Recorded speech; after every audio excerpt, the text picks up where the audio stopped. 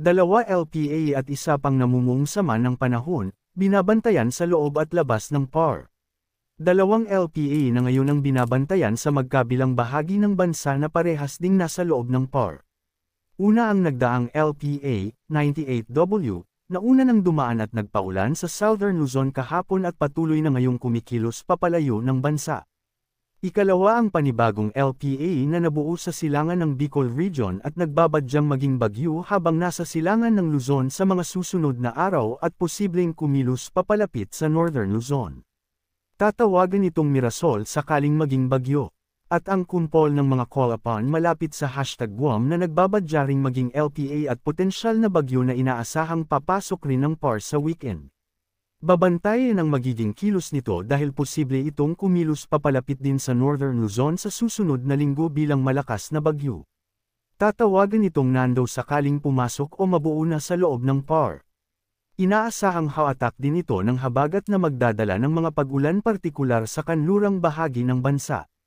Manatiling mag-monitor ng mga susunod pang update hinggil sa mga nasabing banta ng sama ng panahon sa bansa.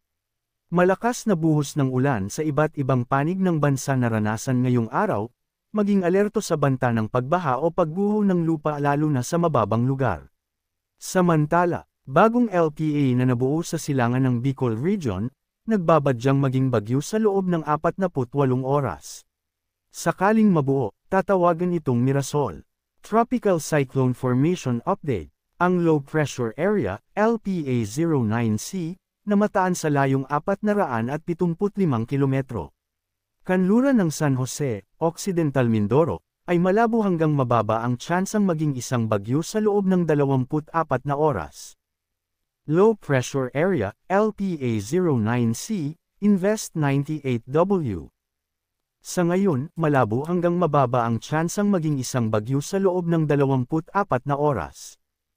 Ang trough nito, nakakaapekto ito ngayon sa Bicol Region, Metro Manila, Central Luzon, Calabarzon, Mimaropa, Bicol Region, at Western Visayas.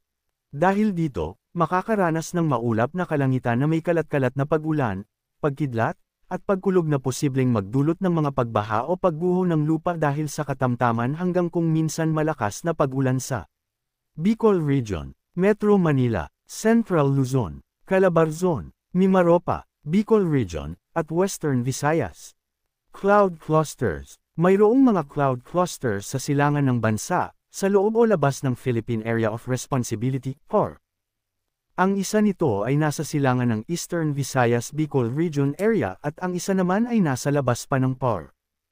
Ang cloud cluster na nasa silangan ng Eastern Visayas Bicol Region Area ay posibleng maging low pressure area, LPA, sa loob ng 12 hanggang 24 oras ayon sa Japan Meteorological Agency, JMA, at isang ganap na LPA na ito ayon sa Joint Typhoon Warning Center, JTWC, itinalaga ito bilang Invest 79W. Posibleng maging isang ganap na bagyo ito sa loob ng 48 oras ayon sa JMA. Posibleng dadaan malapitan Eastern Visayas Bicol Region Area patungong Cagayan.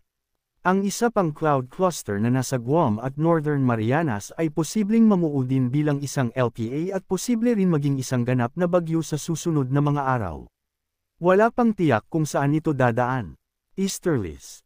Nakakaapekto ito ngayon sa Northern Luzon.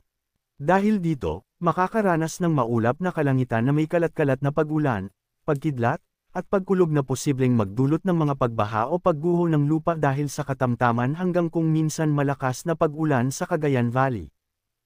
Makakaranas ng bahagyang maulap hanggang maulap na kalangitan na may pulu-pulong pag-ulan o pagkidlat at pagkulog na posibleng magdulot ng mga pagbaha o pagguho ng lupa dahil sa severe thunderstorm sa Ilocos Region at Cordillera.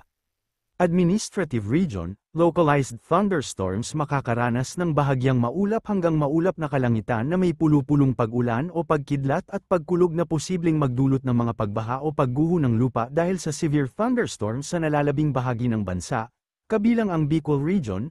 Paalala, posibleng magbago pa ang forecast, pinapaalalahanan ng lahat na manatiling updated sa lagay ng panahon at sa posibleng tatahakin at magiging lakas ng sama ng panahon sa susunod na mga araw. Manatiling nakatutok sa Weather Balita para sa bago pang updates. Don't forget to subscribe.